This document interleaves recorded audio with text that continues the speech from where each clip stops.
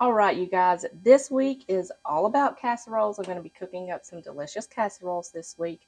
We're going to start out with, I think it's called Chicken Bacon Ranch Bubble Up, but I might be wrong.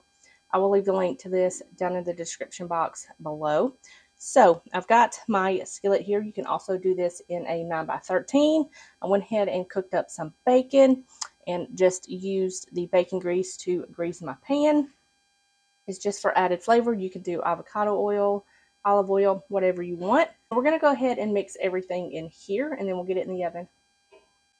All right, so I've got a can of soup. You can do cream of mushroom. You can do cream of chicken. It calls for cream of chicken, but I'm going to do cream of mushroom with roasted garlic. And I'm just going to add that right in here. Now, you can also do this in a separate bowl and then add it all into your pan. But for the sake of dishes, I'm just going to do it all in one pan. So I've got that in there. And I've got some sour cream here. It calls for 8 ounces. I've got just about that much in this little bag of sour cream here. So I'm going to add this in here. I've got a cup of cheese here. I'm just going to add that in here. It's just regular shredded cheddar cheese. I shredded it myself, but you can use the pre-shredded kind. And I've got some ranch powder. We're going to do about 1.5 tablespoons. Now, since this is pretty salty, I'm not going to add any salt to this, but I am going to add some pepper. So I'm going to add 1.5 tablespoons of ranch mix in there. And I've got some bacon that I've cooked and chopped up, and that's going in there. And my cooked and shredded chicken. I've got about 2 cups here. I'm going to add all of that in there. Now I'm going to give my hands a rinse, and we'll get this mixed up and add in the biscuits. Okay, we've got that all nice and mixed. I'm going to grab my biscuits and we'll add those in. Now I've got 10 pre-made biscuits here that I just cut into 4 pieces. So I'm just going to add all of these in here and give this another little mix, and then into the oven. I want to try to break up these biscuits a little bit just to help them, try to keep them from sticking together as much as possible. Okay, now I've got all of those in there. I'm going to mix this up, and I'm going to try to keep these biscuits a little bit separated. So I'm just kind of fold it together until everything is combined pretty well. Okay, now I'm just going to spread this out as best as I can. Try to keep those biscuits a little separated. This smells so good. You can smell the ranch powder. All right, we've got that in there. And now I'm just going to pop this in the oven for about 20 to 30 minutes. Just until the top is golden brown and these biscuits are completely cooked through. So I will show you what this looks like as soon as it comes out of the oven. All right, you guys, here is what it looks like right out of the oven. I just let it sit for a couple of minutes just to cool down. So now I'm just waiting on the vegetables to finish up, and then we will make our plates. It's got about 5 more minutes. All right, you guys, here is my plate. I just have some of the chicken bacon ranch bubble up here along with some roasted vegetables. I just took out a bag of mixed vegetables from the freezer, put them on a sheet tray with some spices and a little bit of oil, and let them roast for about 45 to 50 minutes, and they were absolutely delicious. All right, you guys, so today we're going to be making a macaroni and hamburger casserole. This is from my AMISH Soups and Casseroles book. This is a really, really good book. I think I have it in my Amazon store. I always have my Amazon linked in the description box below, but if not, I will find this online and leave it linked there. But this is what it looks like, and it's really good. But I'm going to be adding some spices to it, because typically this does not have a lot of spices to it. So I'm going to be adding my own, kind of tweaking it a little bit. But first, before we get started, I've got some water coming up to a boil right here. And I've got my skillet here. This is a oven-safe skillet. It's my large cast iron skillet. This can go from the stovetop straight into the oven. So we're going to do all of it in here. But I'm going to go ahead and brown up some ground beef. So I'm adding a pound of ground beef. I'm going to go ahead and cook this up until it's completely cooked through, and cook my pasta in the water, get it done and drained, and then I'll meet you right back here, and then we will finish this up. Alright, so my ground beef is almost done. I'm going to go ahead and add in my vegetables. I've already added in some salt and pepper to my ground beef. I'm going to go ahead and add in some bell pepper and some finely diced onion. And we're going to let this cook up until everything is tender. It should take about 5 more minutes.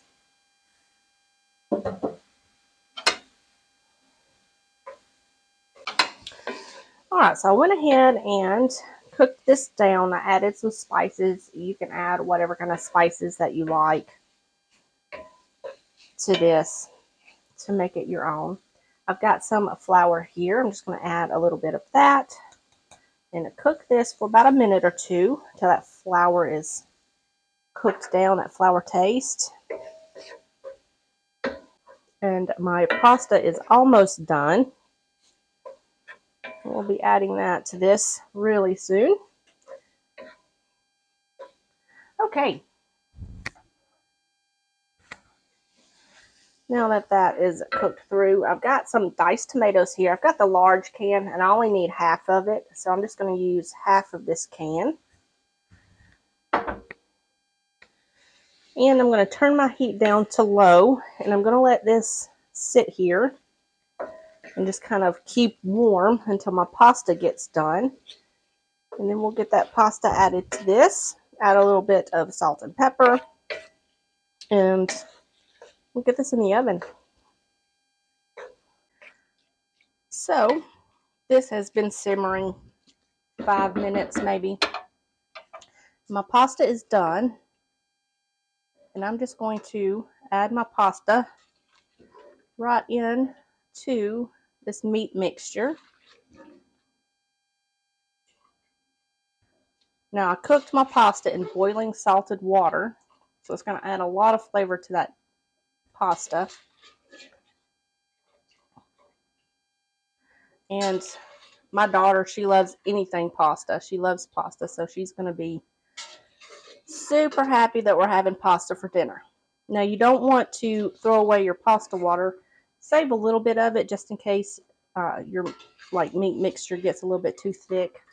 You can thin it out a little bit. Okay, so I've got that all in there. I'm going to give this a little mix. Uh-oh, lost a noodle. Make sure this is all mixed up together pretty well. I did add a little bit of that pasta water, and it kind of thinned that out, and that the pasta will absorb all of that liquid. That looks pretty good, so I'm just going to smooth this down. I'm going to cut my heat off.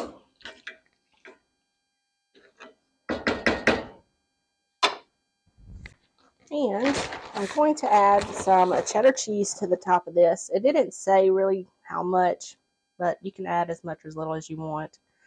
I'm probably going to do about a cup.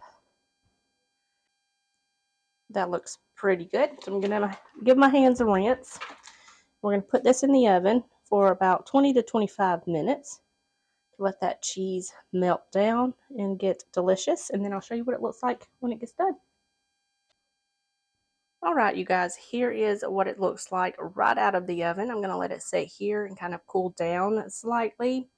I might make a salad to go with it. I'm not sure yet, but I will show you my plate. Alright, you guys, here is my plate. I just have this Amish style hamburger noodle casserole. It's really, really good.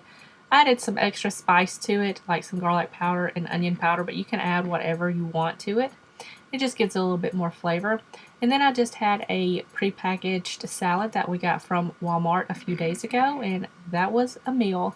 It was absolutely so delicious. Okay guys, today we're going to be making Molly's turkey and wild rice hot dish. This is what it looks like. It's absolutely delicious and very easy.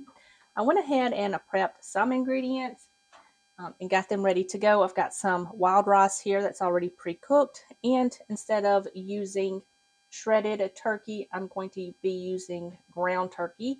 So I've already got that cooked up and setting over to the side. Everything else is ready to go. So we're going to start making the cream sauce. Okay, so I've got my pan. I just cut it on to medium-low heat, and I'm going to add about 1/4 of a cup of butter to my pan here. If I can, well, we'll just add that much then. A little over 1/4 of a cup, but it'll be fine. It didn't want to come apart. We're going to let this go ahead and melt up, and I'm going to grab my onions, my celery, and carrots. And we'll get these into the skillet with the butter. Okay, so I've got my carrots, my celery, and my onion, and I'm just going to go ahead and add all of this right in here. It's okay if the butter's not melted, it'll cook up. Okay, give that a little spread around the pan.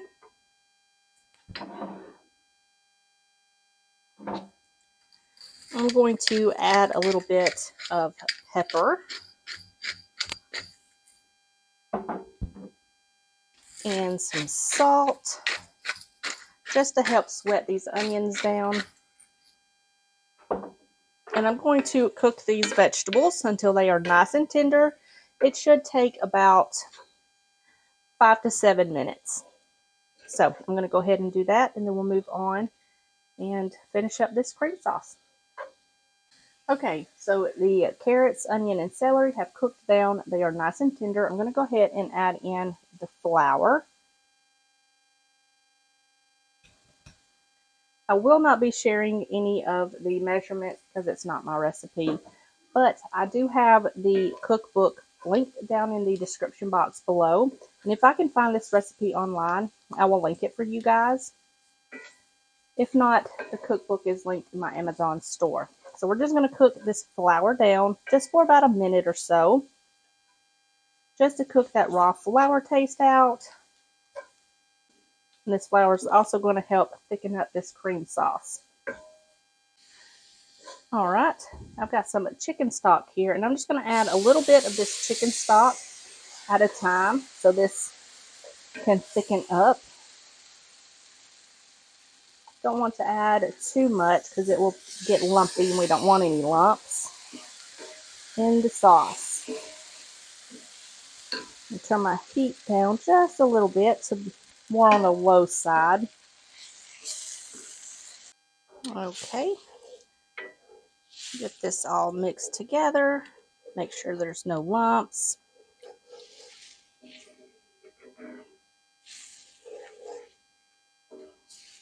Scrape up any of the stuck on bits that's on the bottom of the pan.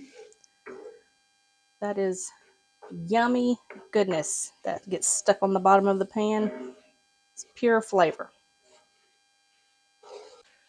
Okay, now I'm going to add in my cream, my heavy cream. And this is going to make it rich and delicious. Make sure that is all nice and combined. Okay, so I've got the cream all combined in there. I went ahead and added in all of her spice mixture. And this has been simmering for about 5 minutes. And I'm not going to be layering this as per her directions. I'm just going to add everything to the pan and then pop it in the oven, just for the sake of dishes. But you are more than welcome to layer this as it says in her recipe. So I've got my rice here, And this is some wild rice that I've already pre-cooked. I'm just going to add this right in here, as well as my ground turkey. Now you can certainly do a shredded turkey. I am over shredded turkey. I've had so much shredded turkey from the New Year and Christmas. I'm just going to do ground turkey. But feel free to do shredded turkey. And I'm going to turn my heat down to low, and I'm going to mix this together as best as I can and as carefully as I can, because this pan is getting pretty full.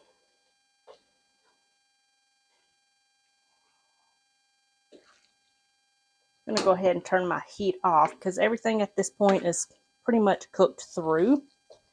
Just got to mix it up pretty well.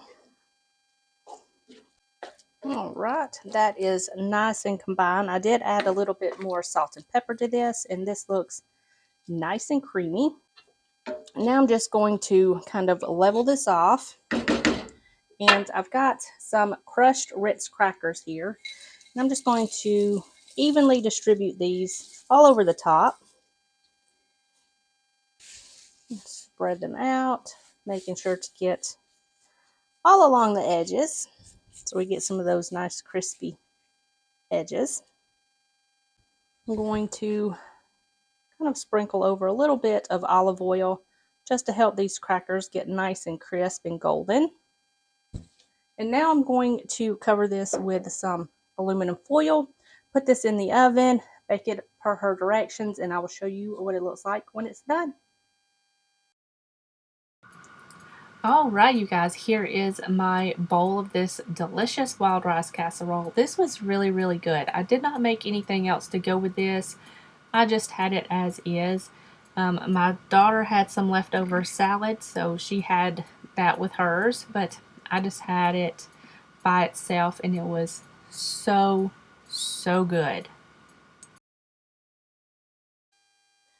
All right, you guys, we are wrapping up this week by making a super easy casserole. And I've had this many, many times before. It's so easy. It's delicious. We're going to make the KFC bowl casserole. So we're going to start out with making our mashed potatoes. I've got some potatoes here that I've just got cubed up, put them in cold water, and now I'm just bringing them up to a boil. We're going to let these cook until they are tender. Now you can make your mashed potatoes however you want. Once these gets tender, I'm going to drain them, add some butter, milk, and salt and pepper, season it to taste, and just mash it up. And then once that is done, I'll bring you back and we will assemble the casserole. So I'm just going to let these potatoes cook and then mash them up and get them ready for the casserole. All right, guys, so I've got a little casserole dish here, and I've already got it sprayed with a little bit of olive oil. I've got my oven on. It's preheated to 375 degrees, and I've also got my mashed potatoes. Now I went ahead and mashed them up. I just added some salt, pepper, butter, and some milk. So I'm just going to add all of this into my casserole dish. Okay, so I'm just going to spread this out. And I've got some corn here. Now this is frozen corn, but you can use canned corn. Just make sure you drain it really well. And add as much or as little of this as you like. And now I've got some chicken tenders that I just went ahead and kind of cut into bite-sized pieces. And I'm just going to add these to the top. Kind of evenly space them out. Cover the top. You can do chicken nuggets if you want. Now I'm just going to cover this with some foil. I'm going to pop it in the oven for about 20 to 25 minutes. I'm going to take the foil off, put it back in the oven for about 10 to 15 minutes, just until that chicken is crispy and golden brown. And then while that bakes, I'll make the brown gravy, just a little packet of brown gravy. So get that in the oven, and then I'll make some brown gravy. All right, so this just come out of the oven. It is completely cooked through, but I've got some cheese here, and I'm just going to add a little bit of cheese to the top. You can add as much or as little as you want. I don't want to add too much because we're going to be adding some gravy to this later. I just want a little bit of the flavor of the cheese. So we're just going to add a little bit to the top, and then we're going to pop this back in the oven for another 5 minutes or so, just to melt that cheese up. And then we will bring it back out, and we will top it with some of the brown gravy. Now you can add the brown gravy to this and then serve it as just one big casserole, or you can put the brown gravy in a bowl and serve it on the side so they can get as much as they want. It's really up to you. So I'm going to go ahead and give my hands a rinse and pop this back in the oven for about 5 minutes. And then I'll show you everything when it gets done. All right, so I've got the cheese all melted on the top. It was in the oven for about 5 minutes. And now I'm just going to add a little bit of this gravy right over the top. And then I will add some to a bowl. And if anybody needs to get any more gravy, they can. But this is something that I used to get a lot long time ago. And I typically make it at home now because it's so easy to make. Okay, so I'm just going to set the rest of this gravy back there. Pop a lid on that so it'll stay warm. And if anybody else needs some more gravy, they can most certainly get some.